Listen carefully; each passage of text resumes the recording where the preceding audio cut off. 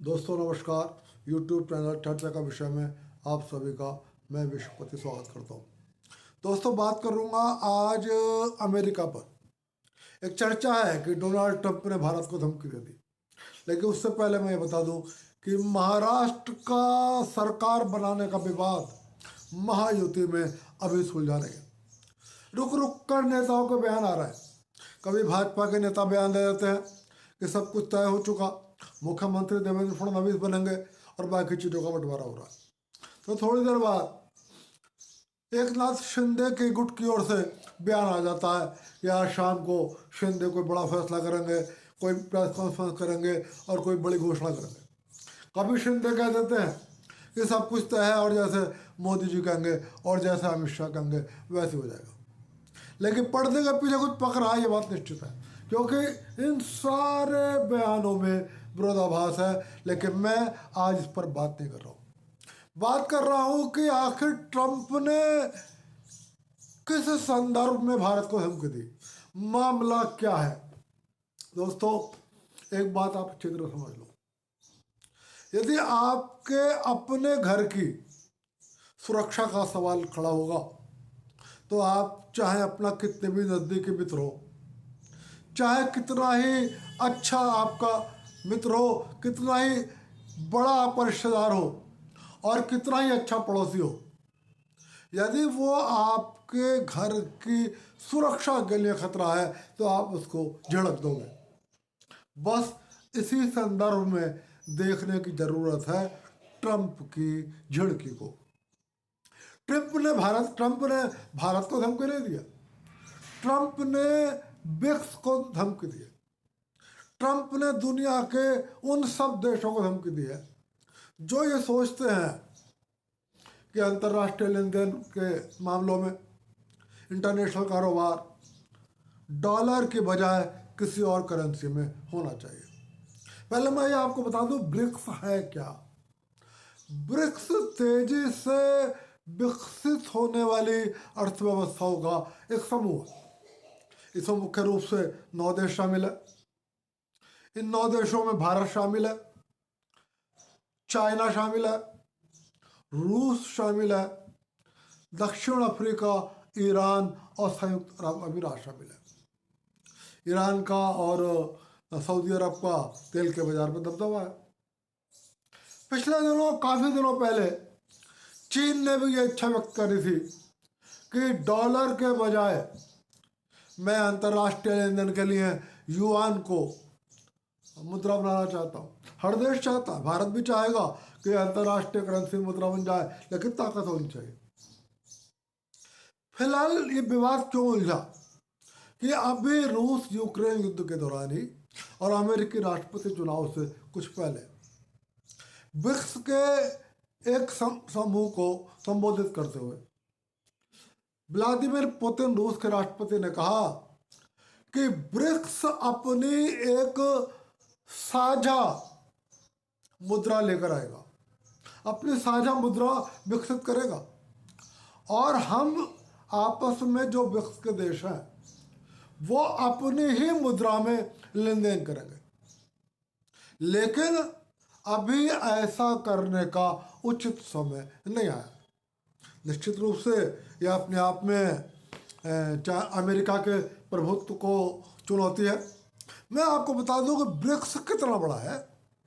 तो यदि मैं जनसंख्या के दृष्टिकोण से देखूं तो पूरे विश्व की जनसंख्या का 41%, 41% जनसंख्या को रिप्रेजेंट करता है ब्रिक्स। और यदि मैं पूरी दुनिया के जीडीपी के लिहाज से कहूँ तो पूरी दुनिया का 37% ऑफ जीडीपी को रिप्रेजेंट करता है ब्रिक्स। मतलब अपने आप में एक बहुत बड़ी संख्या है, 41% पॉपुलेशन और 37% जीडीपी। तो स्वाभाविक है कि यदि इतनी बड़ी जीडीपी के देश और इतने अधिक जनसंख्या वाले देश डॉलर से मुकाबले एक नई मुद्रा खड़ी कर देंगे तो ये अमेरिका के लिए एक बहुत बड़ी चुनौती होगी। दोस्तों जिस मुद्रा में इंटरनेशनल कारोबार होता है वो मुद्रा अपने आप में बहुत मजबूत होती है, और वो मुद्रा जिस देश की होती है उसकी अर्थव्यवस्था बहुत मजबूत होती है, और वो बहुत देश ताकतवर माना जाता है। आज की तारीख में पूरी दुनिया डॉलर पर टिकी हुई है। पूरी दुनिया के, यदि मैं हर देश के फॉरेन रिजर्व की बात करूं, हर देश अपना फॉरेन रिजर्व रखता है, आपको भी पता होगा। भारत इस समय ऑल टाइम हाई से थोड़ा सा ही नीचे आया है शेयर बाजारों में गिरावट के चलते, लेकिन लगभग हर देश 60 से 65% उस मुद्रा को रखता है फॉरेन रिजर्व में जिस मुद्रा में अंतर्राष्ट्रीय कारोबार होता है। भारत के फॉरेन रिजर्व में भी लगभग 65% डॉलर है। तो जब डॉलर की डिमांड होगी पूरी दुनिया में तो नेचुरली डॉलर मजबूत होगा।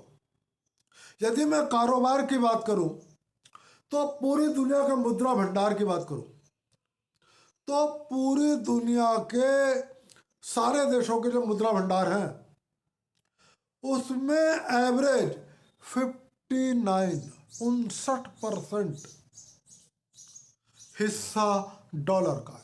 नेचुरली डॉलर की देखो कितनी डिमांड है कि पूरी दुनिया में जितना फॉरेन रिजर्व है सोने से भी ज़्यादा 59% डॉलर है। और यदि मैं अंतर्राष्ट्रीय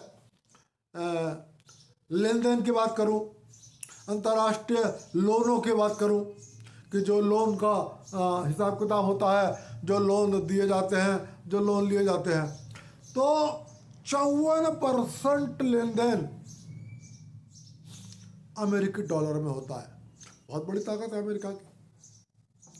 अब यदि मैं ब्रिक्स की बात करूं तो ब्रिक्स ने अपना एक डेवलपमेंट बैंक बना लिया है, उसका नाम रखा है न्यू डेवलपमेंट बैंक, और इसने अभी चीन की बहुत सारी परियोजनाओं को कर्जा दिया, इसने साउथ अफ्रीका की परियोजनाओं को बहुत सारा कर्जा दिया।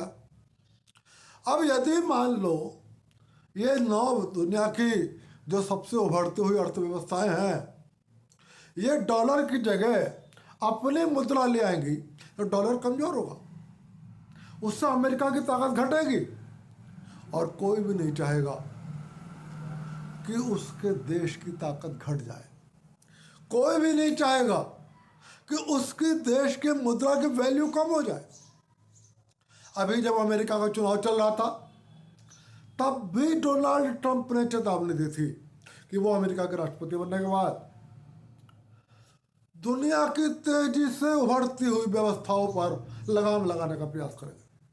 वो ये नहीं चाहेंगे कि ये किसी और मुद्रा में लेन देन करें। आपको याद होगा जब पिछले दिनों अमेरिका ने ईरान पर प्रतिबंध लगाए थे, ट्रंप के शासनकाल में ही लेन देन लगा कि रूस से ईरान से कोई तेल नहीं खरीदेगा, तो भारत ने और ईरान ने आपस में व्यापार किया और डॉलर पर तो प्रतिबंध था, तो रुपए में कारोबार हुआ।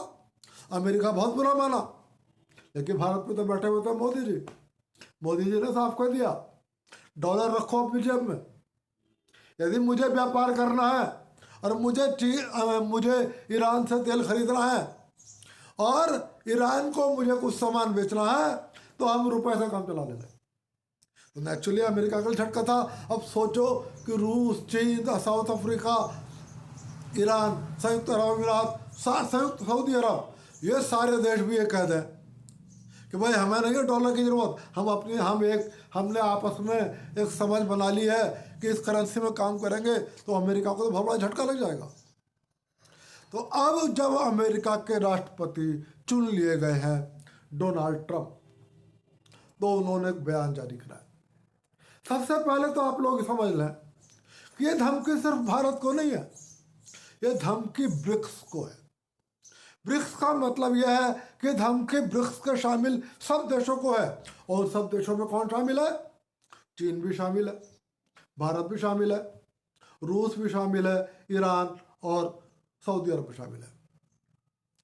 लेकिन यह उस परिस्थिति में है, कब है? जब ये 9 ब्रिक्स देश कोई साझा करेंसी डेवलप करते हैं और आपस में उस करेंसी में कारोबार करते हैं। यदि उस करेंसी में कारोबार करते हैं तो कोई दिक्कत नहीं है। तो फिलहाल डोनाल्ड ट्रंप ने एक बात कही है कि यदि ब्रिक्स के देशों ने अपनी कोई करेंसी डेवलप करने का प्रयास किया तो अमेरिका मूक दर्शक नहीं बना रहेगा, अमेरिका जवाबी कार्रवाई करेगा। और दूसरी बात उन्होंने कही है कि उस परिस्थिति में मैं ब्रिक्स में शामिल सभी देशों के जो सामान अमेरिका आयात होता है उस पर 100% टैरिफ लगा दूंगा। चीन पर उन्होंने पहले भी कहा था, मतलब यदि ब्रिक्स साझा नहीं करता है, ब्रिक्स अपनी करेंसी को डेवलप नहीं करता है, तब भी उन्होंने कहा था कि मैं चीन के आयात पर वो लगाऊंगा, टैरिफ लगाऊंगा 100%। लेकिन यदि ब्रिक्स ने अपनी करेंसी डेवलप कर ली, अपनी करेंसी साझा कर ली, तो उन्होंने कहा है कि ये 9 देश जो अमेरिका को एक्सपोर्ट करते हैं या अमेरिका इन 9 देशों से जो इंपोर्ट करता है उस इंपोर्ट पर 100% टैरिफ लगाऊंगा। ट्रंप ने कहा है कि वो देश ये समझ लें कि अमेरिकी बाजार उनके लिए बंद हो जाएंगे।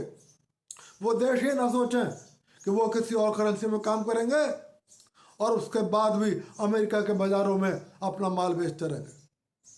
और फिर सिर्फ अमेरिका नहीं करेगा, बल्कि जो और अमेरिका के समर्थक राष्ट्र हैं, अमेरिका उन पर भी दबाव डालेगा और उन देशों से भी कहेगा कि ब्रिक्स के लिए अपने बाजार बंद करो। तो ब्रिक्स के लिए एक्सपोर्ट करना एक चुनौती होगा और ब्रिक्स के एक्सपोर्ट पर असर पड़ेगा तो ब्रिक्स की अर्थव्यवस्थाओं पर असर पड़ेगा। तो दोस्तों ये कोई बहुत आसान काम नहीं है। इसीलिए व्लादिमीर पुतिन ने कहा था अभी उचित समय नहीं आया है, अभी हमारी इतनी क्षमता नहीं है। लेकिन हाँ, फिलहाल ये बात सही है कि डोनाल्ड ट्रंप ने चेतावनी दे दी है। डोनाल्ड ट्रंप ने कहा है कि यदि आप कोई साझा करेंसी डेवलप करोगे तो अमेरिका आपके खिलाफ कार्रवाई करेगा, अमेरिका जवाबी कार्रवाई करेगा। लेकिन फिलहाल दोस्तों आपको इससे डरने की जरूरत नहीं है। जब भारत के विदेश मंत्री एस जयशंकर से पूछा गया कि ब्रिक्स को खड़ा करने की जरूरत क्या थी, तो जयशंकर ने कहा कि दुनिया के डेवलप कंट्रीज ने G7 बना लिया, एक क्लब बना लिया। उस क्लब में आप किसी को एंटर नहीं होने दे रहे थे, तो उसके जवाब में हमने ब्रिक्स बनाया। यदि आप G7 में और देशों की एंट्री होने देते तो ब्रिक्स बनाने की नौबत नहीं आती। फिलहाल दोस्तों तो बातें बहुत बात साफ समझ लो कि ब्रिक्स द्वारा भी साझा करेंसी डेवलप करना बहुत आसान काम नहीं है। ये एक बहुत बड़ा स्टेप है, बहुत टेढ़ी खीर है और अभी ये दूर की कौड़ी है। हाँ, मीडिया ने ज़रूर इस बात को हाईलाइट कर दिया है कि ट्रंप ने चेतावनी दे दी है। ट्रंप को चेतावनी भारत के लिए नहीं है, ट्रंप की चेतावनी ब्रिक्स के लिए है, ट्रंप की चेतावनी ब्रिक्स में शामिल सभी देशों के लिए है। आपको डरने की ज़रूरत नहीं है क्योंकि आपके देश में बैठी है एक मजबूत सरकार जो फैसला करेगी भारत के राष्ट्रीय हितों को ध्यान में रखकर, जो फैसला करेगी भारत के उद्योगों के हितों को ध्यान में रखकर, जो फैसला करेगी भारत की जनता के हितों को ध्यान में रखकर। यही तो खूबी है मोदी सरकार में और यही फर्क है मोदी सरकार में और गैर सरकारों में। दोस्तों आज की बात यहीं तक, फिर मिलूंगा और किसी विषय पर बात करूंगा और तब तक के लिए आपसे विदा ले रहा हूं और चलते चलते फिर अनुरोध कर रहा हूं, वीडियो पसंद आए तो लाइक कर देना, चैनल को सब्सक्राइब कर देना। आप सभी को मेरा नमस्कार।